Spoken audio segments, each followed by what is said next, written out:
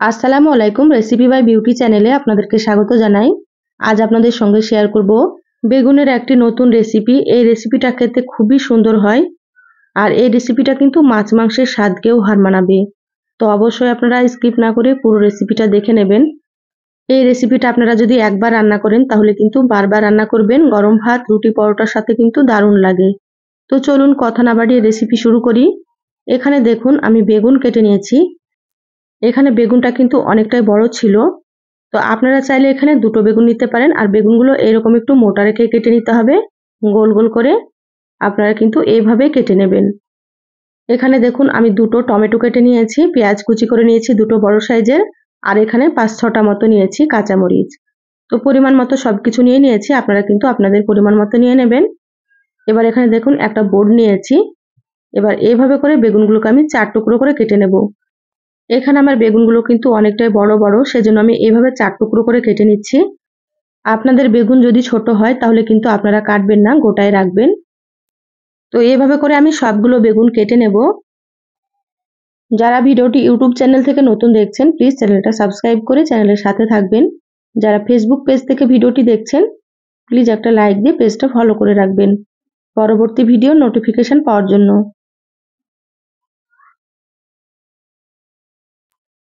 এই রেসিপি যে একবার খাবে সে কিন্তু এটা বারবার রান্না করবে, আর যাকে খাওয়াবে সেই কিন্তু খুবই পছন্দ করবে।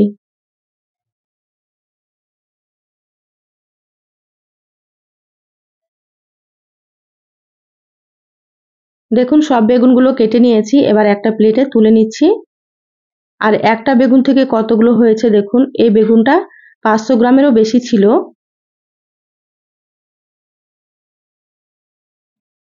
এবার আমি বেগুনের মধ্যে দিয়ে দিচ্ছি হাফ চা চামচ লবণ আর দিয়ে দিচ্ছি হাফ চা চামচ হলুদ গুঁড়ো। এবার লবণ আর হলুদটা খুব ভালোভাবে বেগুনে মাখিয়ে নিতে হবে।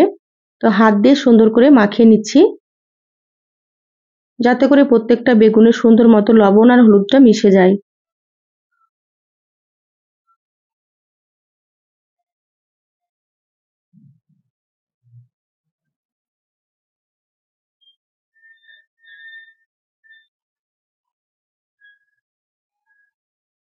দেখুন লবণ আর হলুদ খুব ভালো মতো মাখিয়ে নিয়েছি বেগুনে।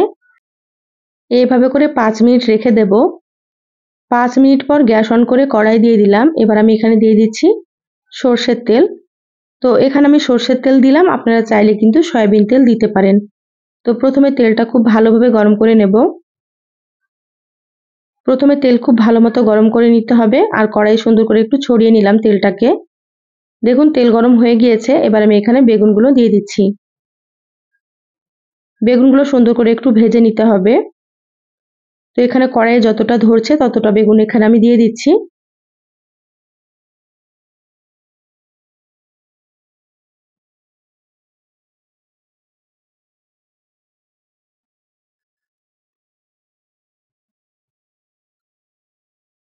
তো বেগুনগুলো একবারে ভাজা হবে না, দুবার ভেজে নিতে হবে। তো এখানে দেখুন দিয়ে দিলাম। বেগুনগুলো কিছুক্ষণ ভেজে নিয়েছি, এবার আমি উল্টে নিচ্ছি। তো খুব বেশি ভাজবো না, হালকা করে কিন্তু বেগুনগুলোকে ভেজে নেব।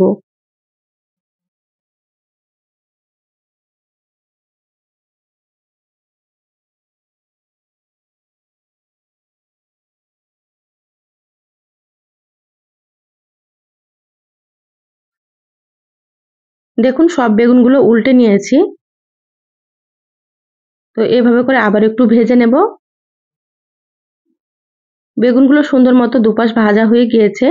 এভাবে হালকা করেই ভেজে নিতে হবে, এর থেকে কড়া করে ভাজা যাবে না। এবার আমি বেগুনগুলোকে তুলে নিচ্ছি।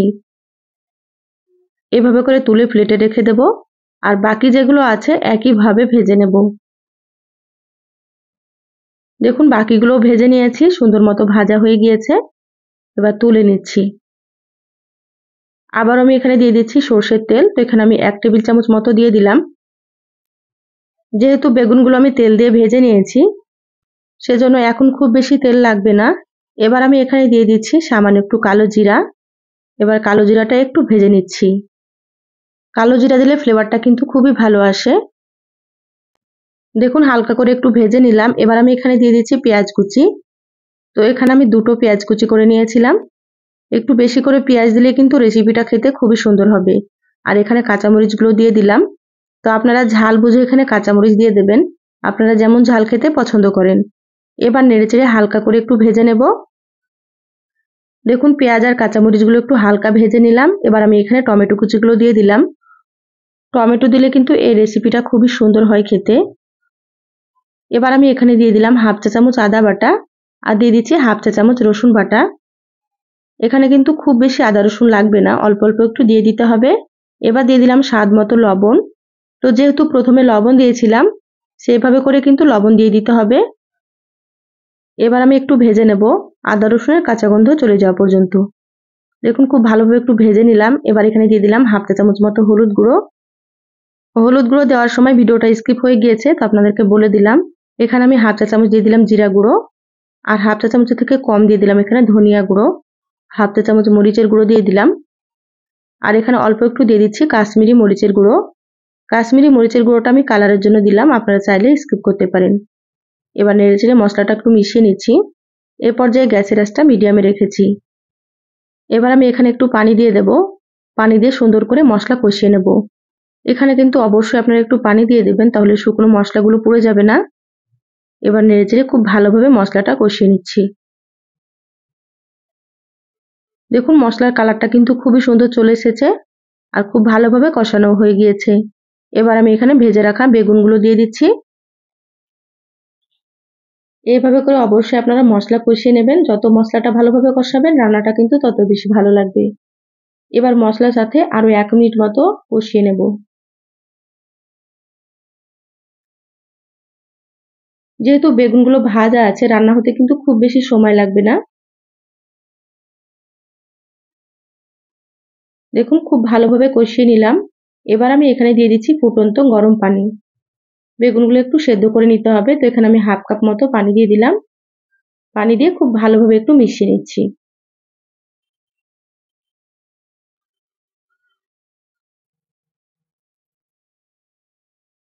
আর এখানে আপনারা অবশ্যই কিন্তু গরম পানি দেওয়ার চেষ্টা করবেন, তাহলে রান্নার টেস্টটা খুবই ভালো আসবে। এখানে আমি দিয়ে দিচ্ছি হাফ চা চামচ মতো গরম মশলার গুঁড়ো। এবার গরম মশলাটা দিয়ে খুব ভালোভাবে আবার একটু মিশিয়ে নেব।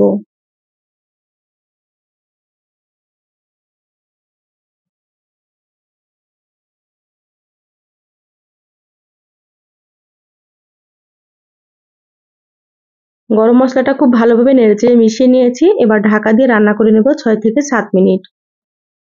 দেখুন 7 মিনিট হয়ে গিয়েছে, ঢাকাটা খুলে নিচ্ছি। এবার খুব ভালোভাবে একটু নেড়েচেড়ে নেব। দেখুন পানিটা একেবারে শুকনো হয়ে গিয়েছে আর কালারটাও কিন্তু খুবই সুন্দর হয়েছে। বেগুনগুলো খুব ভালো মতো সেদ্ধও হয়ে গিয়েছে। এবার আমি হালকা হাতে একটু নেড়েচেড়ে নিচ্ছি, খুব বেশি নাড়াচাড়া করলে বেগুনগুলো ভেঙে যাবে।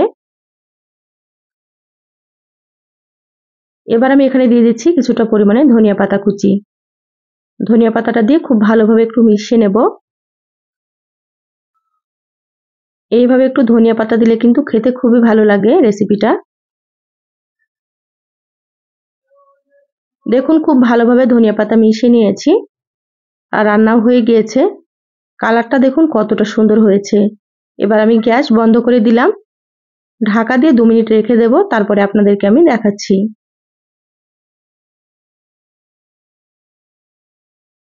দেখুন 2 মিনিট পর প্লেটে ঢেলে নিয়েছি আর কতটা লোভনীয় হয়েছে দেখুন।